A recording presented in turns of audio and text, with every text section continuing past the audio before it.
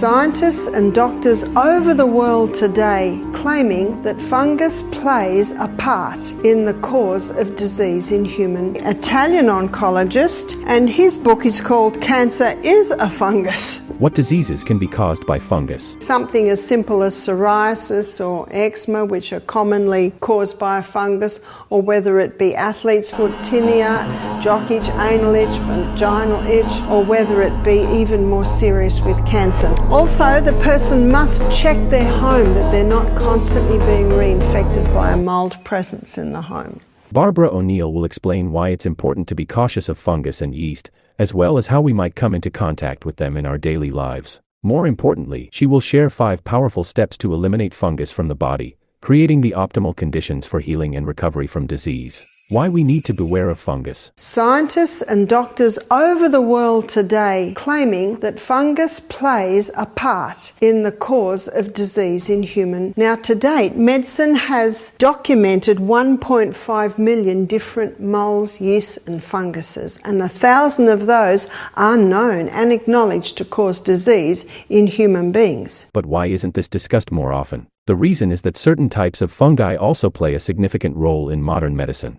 For example, penicillin, a life-saving antibiotic, is derived from fungus. One of the problems with medicine today is it's difficult for that to be acknowledged because of some of the most popular drugs are actually putting it in, which we looked at with antibiotics. As I said, the human body can cope with probably 2 courses in a lifetime. But when a lady comes to me and says her little 3-year-old is sick, and I start to investigate as to why this child is sick, and this lady said to me, her baby had 22 courses of antibiotics in the first year of life. Wow.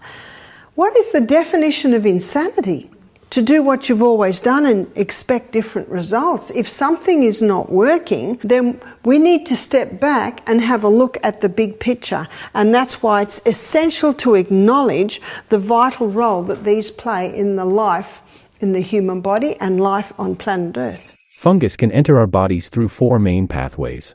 By understanding these routes, we can take steps to eliminate them from our daily lives and protect our health. So why would a fungus or a yeast be in the human body? First way is when we take medicine based on fungus such as antibiotics. It may be in the human body because the person has taken antibiotics. How many people say to me they get thrush after they have an antibiotic? That's because a mold has just gone into the human body. How can mold get into the human body other than if someone takes an antibiotic? Second way is via ingestion. It can get into the human body through ingestion. Again, antibiotics are ingested. It can get into the human body if it is on food. That's why if it ever is on any food, you must not touch it because it's so toxic. Third way is through skin. The other is it can get through the skin. So if there's a moldy orange in your fruit bowl, please do not touch it. Get a pair of tongs and pick it up, or put your hand in a brown paper packet and pick it up with the brown paper packet and screw it over, then put it into the bin. So it can get in through your skin, it can get in through your mouth. The fourth way for the fungus to get into our body is through inhaling. It can be inhaled. That's why if there's any mold in your house, my suggestion is never put bleach on it, because bleach and mold together make an incredibly toxic mix. My daughter in America, she told me there was a story in the newspaper of a death of a woman who was cleaning her mouldy bathroom with bleach, and they came in and they found her dead. Every window was shut and the door was shut. Most people, when they clean, because many people do clean bleach with mould, the windows are open or they're not there for a long time. So how can we clean white vinegar? White vinegar is one of the best. If you have an area that's mouldy, my suggestion is make sure you've got a mask on, make sure your skin's covered, and have a spray bottle with straight white vinegar in and just spray it and then leave the room. You can come back 15 minutes later because it will be dead, and then you can wipe it up. If you spray and wipe immediately, the dust given off can go in through your skin and you can inhale it. But also important to ring the plumber or ring the builder and find out why it's mouldy, because they're just opportunist organisms. You will find them whenever there's filth, you'll find them whenever the sun and the air aren't getting into the area. Before diving into the 5 steps to eliminate fungus from our lives, including which foods to eat and avoid, Barbara shares some crucial insights about the hidden dangers of carpets.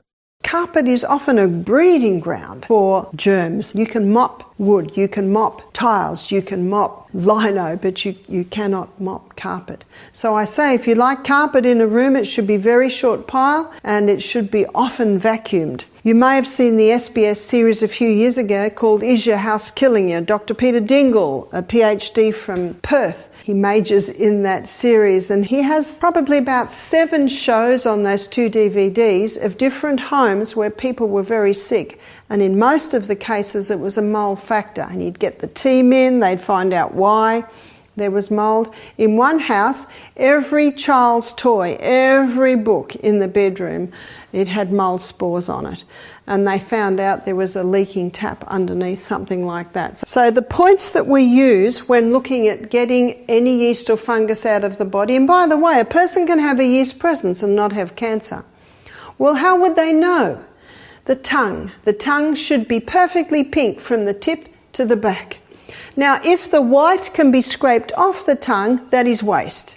But if it cannot be scraped off the tongue, they are usually fungus buds. Now let's learn about 5 ways to eliminate fungus out of our body. Number 1, starve.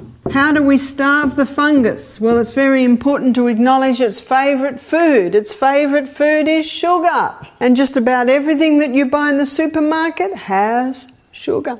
It also, of course, multiplies when it is exposed to yeast. So this is your Marmites, your Vegemites, your Promites, your yeast spreads, all your sugars, yeast spreads, and also grains. Drastically reduce grains because they can commonly be infected with aflatoxin. In Australia today, all grain is tested for aflatoxin. The grain we get is not totally free because otherwise then none would get through, but a small amount. And of course, if the gut's working well, a small amount can be handled. Now let's learn about aspergillus and aflatoxin. Aspergillus is a mold found in soil, plants, and stored grains, and some species produce aflatoxins, highly toxic compounds. These toxins often contaminate foods like nuts and grains, especially in warm, humid conditions, and can cause liver damage, immune suppression, and even cancer with prolonged exposure. Barbara shares some studies regarding aflatoxin and how it may cause diseases like cancer.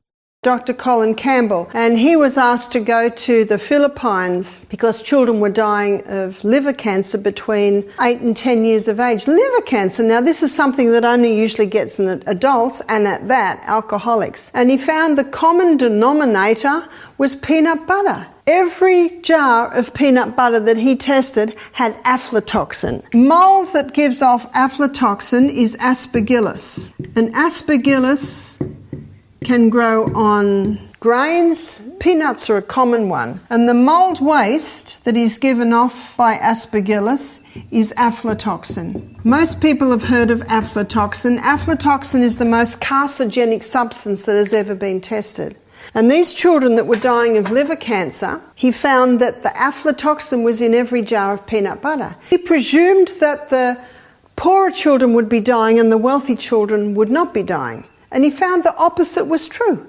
The wealthy children were eating what Time magazine called, in one article they did, the meat sweet diet. In other words, high meat, high dairy, high sugar, high refined grains. Whereas the poorer children, they were eating a high vegetable diet, a little bit of soy, a little bit of fish, an unrefined diet. Second step to eliminate yeasts. Kill molds with these herbs.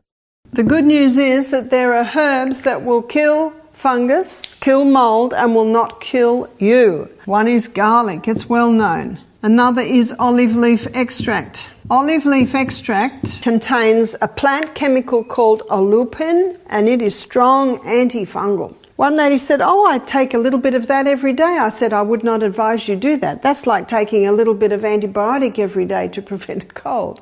No, keep it for when you need it. Also, grapefruit seed extract.